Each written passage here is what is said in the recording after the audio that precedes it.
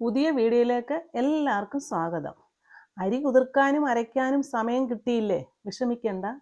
കുതിർക്കാതെയും ഫെർമെൻറ്റേഷന് വെക്കാതെയും പെട്ടെന്ന് ഉണ്ടാക്കാവുന്ന ഒരു ക്രിസ്പി ദോശയുടെ റെസിപ്പിയാണ് ഇന്ന് ഷെയർ ചെയ്യുന്നത്. അതിൻ്റെ കൂടെ കഴിക്കാവുന്ന ഒരടിപൊളി ചട്നിയുടെ റെസിപ്പിയും ഈ വീഡിയോയിലുണ്ട്. അരിയോ ഗോതമ്പോ മൈദയോ ഒന്നും ഉപയോഗിക്കാതെ ചുവന്ന പരിപ്പ്, അതിന് പറയുന്നത് മസൂർ ദാൽ, റെഡ് ലെൻറ്റിൽസ്, അതുകൊണ്ടുള്ള ഒരു ഈസി റെസിപ്പിയാണ് ഇന്നുണ്ടാക്കുന്നത്. ഇപ്പോൾ ഈ പരിപ്പ് എല്ലാ കടകളിലും ലഭ്യമാണ്. മസൂർ ദാൽ എന്ന് ഏറ്റവും സോഫ്റ്റായ പരിപ്പ് വർഗ്ഗമാണ്. ഇത് ഉണ്ടാക്കാനായി 1 കപ്പ് മസൂർ ദാൽ നന്നായി വെള്ളത്തിൽ കഴുകി കുറച്ച് വെള്ളമൊഴിച്ച് മാറ്റി വെക്കുക. ഈ സമയം നമ്മളൊരു വെറൈറ്റി ചട്നി കൂടി ഉണ്ടാക്കുന്നുണ്ട്. അതിനുവേണ്ടി കുറച്ച് മല്ലിയിലയും പുതിനയിലയും കഴുകിയെടുക്കുക.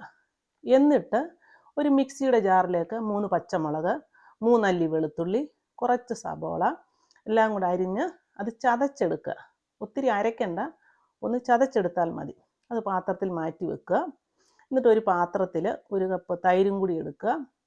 ഇനി ഈ മിക്സിയുടെ ജാറിലേക്ക് തന്നെ നമ്മൾ ക്ലീനാക്കി വെച്ചിരിക്കുന്ന മല്ലിയിലയും പുതിനയിലയും കൂടി ഇടുക. കൂടെ 1/2 സ്പൂൺ ഉപ്പും എടുത്ത് വെച്ചിരിക്കുന്ന തൈരിൽ നിന്ന് 1 സ്പൂൺ തൈരും ചേർത്ത് നന്നായിട്ട് അരച്ച് അതും മാറ്റി വെക്കുക. എന്നിട്ടൊരു പാനിൽ ഓയിൽ ഒഴിച്ച് അത് ചൂടാകുമ്പോൾ കടുക് പൊട്ടിക്കുക.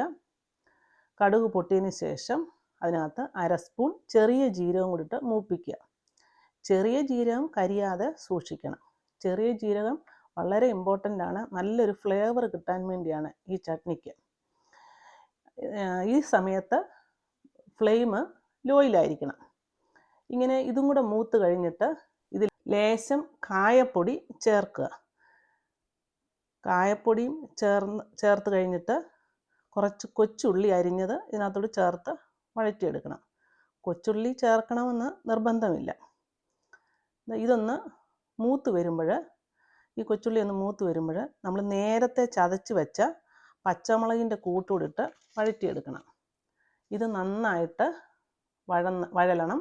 കാരണം ഇതിൻ്റെ പച്ച ഒരു രുചി മാറിയതിന് ശേഷം നല്ലൊരു മുരിഞ്ഞ രുചി വരുന്നത്, നല്ലൊരു ഫ്ലേവർ ഇതിന് കിട്ടും. അങ്ങനെ അത് ഒന്ന് മുരിഞ്ഞതിന് ശേഷം ഫ്ലെയിം ഓഫ് ചെയ്യുക. ഫ്ലെയിം ഓഫ് ചെയ്തതിന് ശേഷം നമ്മൾ നേരത്തെ അരച്ച് വെച്ച മല്ലിയിലയുടെ കൂട്ട് ചേർക്കുക. വേണമെങ്കിൽ ഈ മല്ലിയിലയുടെ കൂട്ടും പച്ചമുളകും എല്ലാം കൂടെ ഒന്നിച്ചരച്ച് വേണമെങ്കിലും എടുക്കാം. പക്ഷേ പച്ചമുളക് നേരത്തെ ഒന്ന് മൂപ്പിച്ചെടുക്കുന്നത് നല്ലതാണ്. അങ്ങനെ മല്ലിയിലയും ചേർത്തതിന് ശേഷം നമ്മൾ ബാക്കി വെച്ചിരുന്ന തൈരുണ്ടല്ലോ, ആ തൈരും ഇതിൻ്റെ കൂടെ ചേർത്ത് ഇളക്കുക. ഈ സമയത്ത് ഉപ്പൊക്കെ നോക്കണം. നമ്മൾ കുറച്ച് ഉപ്പ് ഇട്ടിട്ടുണ്ടായിരുന്നു. ആവശ്യമെങ്കിൽ ഉപ്പുമൊക്കെ ഇടുക. ഇവിടെ നല്ല വെറൈറ്റി ആയിട്ടുള്ള ടേസ്റ്റി ചട്നി തയ്യാറായി. ഇനി റൈത്തയെന്നും പറയാം. ഇനി അടുത്തതായി നമ്മൾ വെള്ളത്തിലിട്ട് വെച്ചിരുന്ന മസൂർ ദാൽ ഊറ്റി വെച്ചിട്ട് ഒരു മിക്സിയുടെ ജാറിലിടുക.